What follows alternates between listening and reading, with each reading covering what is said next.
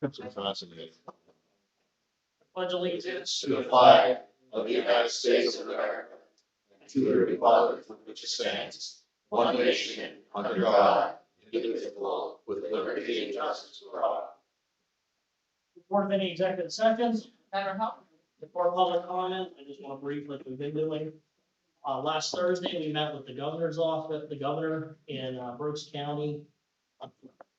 Attending from Schuylkill was Commissioner Hess, Commissioner Harrington, myself, State Representative James Martin, State Representative Joanne Stir, Shelby Hostetter as a county solicitor, Pat Caulfield from SCMA, Christine DeDeer from Senator Argle's office, and I missed it, Reiner, Chris Reiner, representing Fremont Township. Well, we don't miss everybody.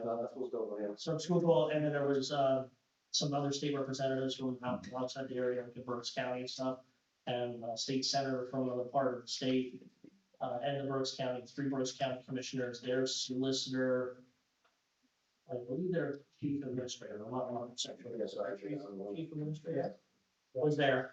So I think when meeting with the governor, we provided him with all the information that we have, the letters that we've sent, emergency responses. In fact, we're having a call today again with the governor's office at 11 o'clock. Another conversation with him. I've been in contact with Congressman User, his regional director here is again, Ellen is here today. We're in the process of getting more information. DHS has reached out for our contact information. We reach out for all theirs so we can talk directly to DHS. From this meeting, I know the press release, the press statement that the governor made, they acknowledge that county commissioners cannot stop. Now, we basically, what I got out of the meeting was the governor believes maybe he can stop it. I don't know if he has a concrete plan or not. He just said he's gonna use, what was his terminology? Legal, every option that he has, he's gonna try to stop this. So my suggestion to the governor was, that's on the governor's level. If he has the ability to stop it, that's on the governor's level.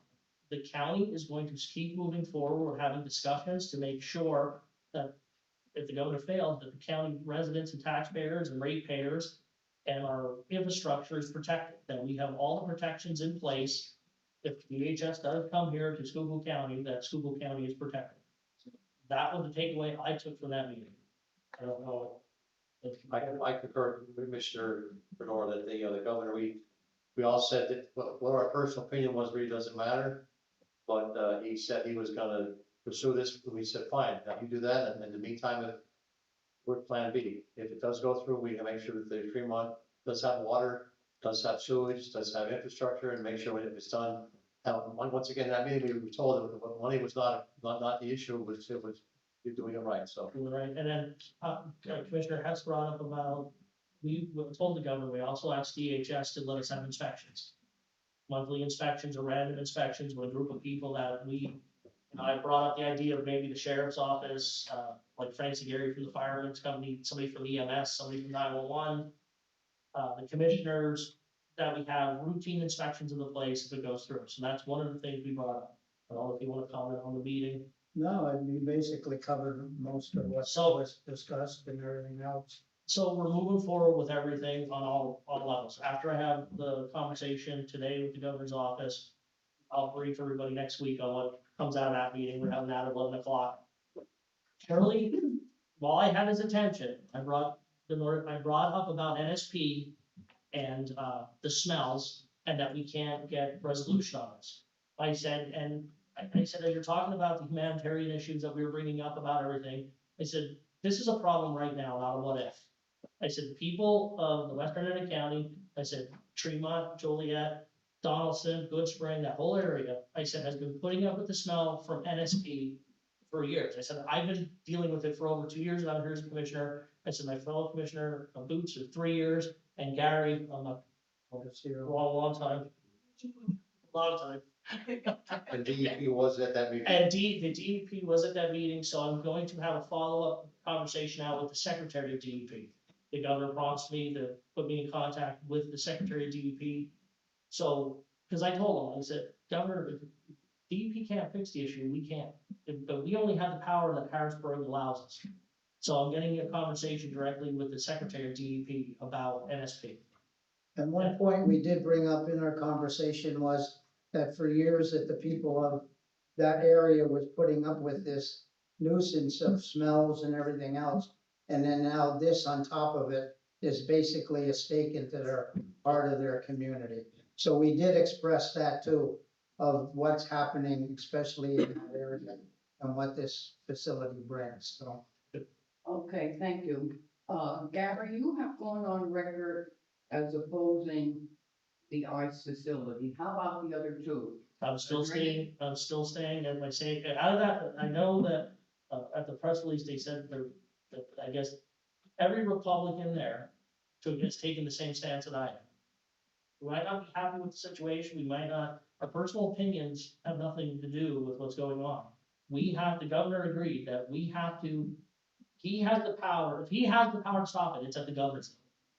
We have the ability to, we have to work with ICE and try to make sure that if they come here, that everything's protected. So no, I am not making a public statement. I am not the president of the United States. The president sets his immigration policy. I am sticking to what I need to do to protect the people of Schuylkill County. But that's what I am saying. It's I'm not getting dragged into the political debate about it. Well, I disagree with you, Well- but that's only my opinion as well as yours. Ooh, you, I'm the same place Larry is and all the other Republicans that were at that meeting. well, I thank Gary anyway. Thank you. That's, that's his choice. and That's I his respect choice. that. That's Mr. Hess's choice, and I respect that. The commissioner has also said that if it does come here, we want to make sure that we're pursuing all options. We're making sure. Make the same statement the governor says, is whatever he can do to hopefully stop this, to do that, naturally. It's not a good fit for the area, it's not a good fit for the county. I don't wanna get into, I've already said all of this, so that's where I stand on it, and, that's where I'll go down with it, so there it is. And that's Gary's opinion Yes, to be able to do and I that, respect and that's that. fine, but my job is to make sure that if it comes, we are not impacted negatively. The tax base, the infrastructure, our emergency responders, EMS, the township, the borough, the hospitals, everything. That is what I am concerned with, because I did not hear a concrete plan out of that meeting on how it's gonna be stopped. I know people have brought up that they were stopped in Maryland and some other states, there was one stop. They were building a brand new facility. They weren't retrofitting a warehouse. In other states, the county commissioners have a lot more power than in our state. Their planning and zoning is for the entire county.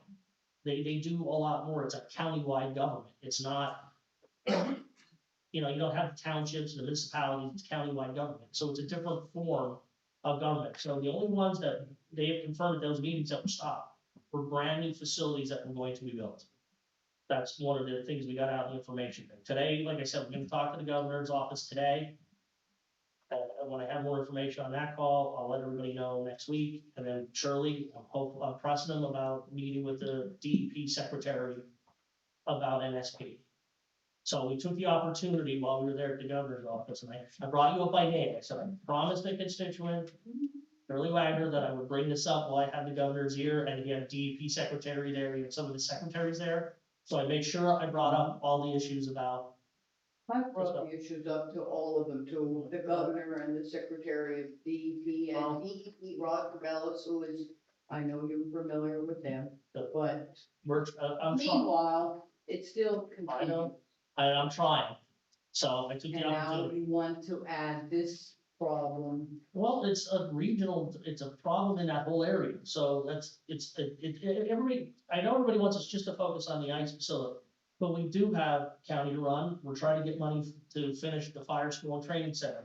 We are the daily routines of the thing, we're trying to get more money for infrastructure, we're looking at more grants for everything, there's like tons of other things going on. I know. Other than just Where, the ICE detention facility. And yeah, it takes up a lot of our time, the ICE detention facility, but we're still running the entire county government and still looking at all the other things, like I the know. positive thing about getting $500,000 through our state representatives kind of got lost in the thing, $500,000 towards the fire school, just got lost. I think the story was finally in the paper yesterday about that. And, Coleridge, you had it on, you didn't have it yet? I got lost. It got lost in that's what I mean, it got something, a positive thing for the county just got lost.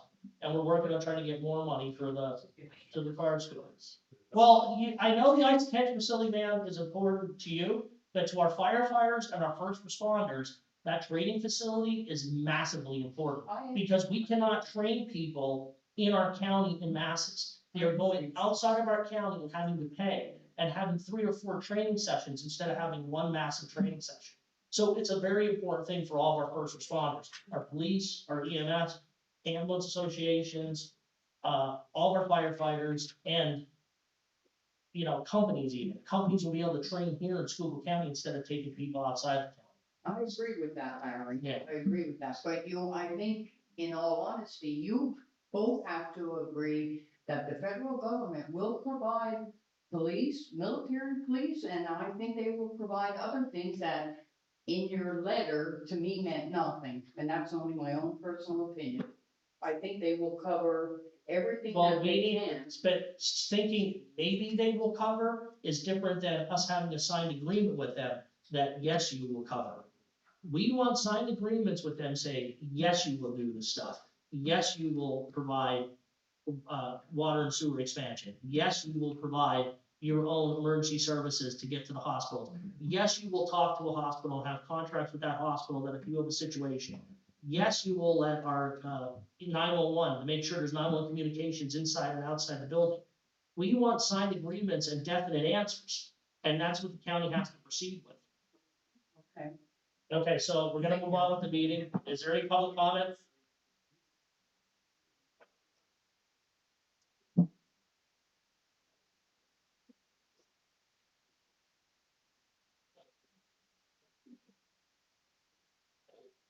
Good morning. Good morning. Good morning. Lisa Von On, co-chair of Schuylkill Indivisible. I live in Pottsville, and I'm a taxpayer. It disgusts the hell out of me that any portion of my taxes are going towards this abomination in Tremont. I'm glad that you're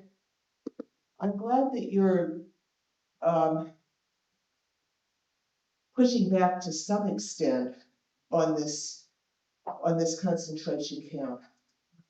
But it disturbs me that, this administration, DHS, they have lied through their teeth about the conditions in the facilities that they already have. They went ahead with this in a totally secretive way with no input apparently from anybody here. Apparently not even from Congressman Muser. And yet, it just bothers me. I just get this sense of trust in a completely untrustworthy administration. And it's an administration that doesn't seem to respect compliance. If Congressman Muser was not apprised of this, he's probably the most compliant person in the Capitol. They respect some sort of show of force, and I think that it would be great if, just on principle alone, opposing this facility instead of trying to hope that it will that somehow this administration will make something that's,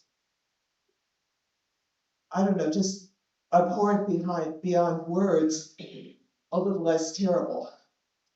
And I think at least, I'm happy that the governor is stepping in. I'm happy that you're working with him. I didn't get much of a feeling of respect for him before at some of the other meetings. That's not true. Well, I thought so, I thought I detected some snark. No, there isn't. Well, I'm glad I was mistaken, but I think I know that you keep saying that you're concerned only for the county, but we're all Americans here. And this is really, it's a terrible thing that our country has come to this. A lot of the people in this county are descendants of people who fought against such things in World War II. So I just renew a plea to just resist the whole thing. So thank you. Thank you. Any other public comments?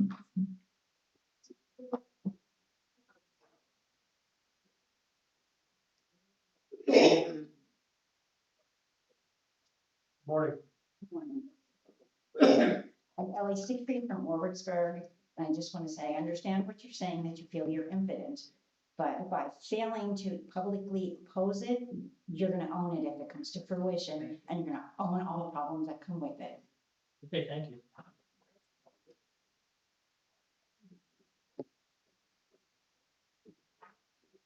Any other public comment? If not, I'm gonna move on with the meeting. I want to recognize too that Sabrina's here from Senator Finner's office. I came in a little late for. Children, you? Morning, Commissioners. Good morning.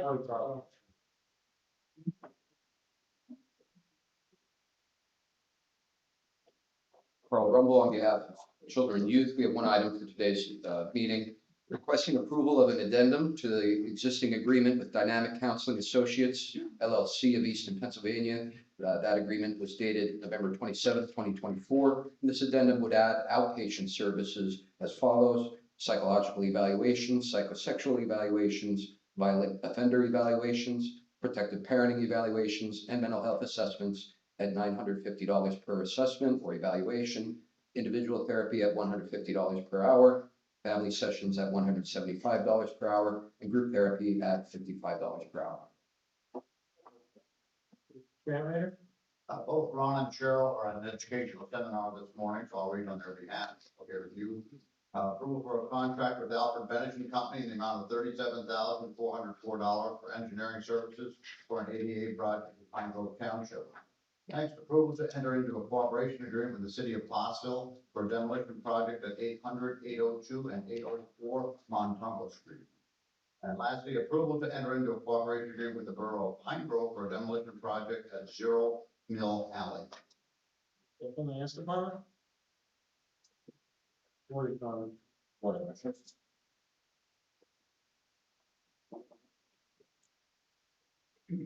Connor Matz, MIS. Approval of purchase pension pro software from Pension Technology Group. There's a one-time implementation cost of $34,281. And a yearly subscription cost of $51,800. Total cost of the project would be $86,081. Planning and zoning? Morning, Sue. Susan Smith for Planning and Zoning. Approval of a land development improvement agreement to be substantially in the form of the county standard development agreement between the county and the applicant for the final land development plan and subdivision and lot consolidation plan for KH Holdings, which is located in North Union Township, and to authorize execution of this agreement by the Board of Commissioners. This land development plan was conditionally approved by the Planning Commission at their February 11th meeting. Thank you. Finance office? Good morning, Commissioners. For informational purposes only, we have 5 budget adjustments from the prior year. The county administration for $10, prison for $1,500, drug and alcohol for $4,017. Children and youth has 2 items, 5131 and 5954. Again, those were prior year. And information only. And for immediate approval, we request the supplemental budget appropriation resolution 2026-05.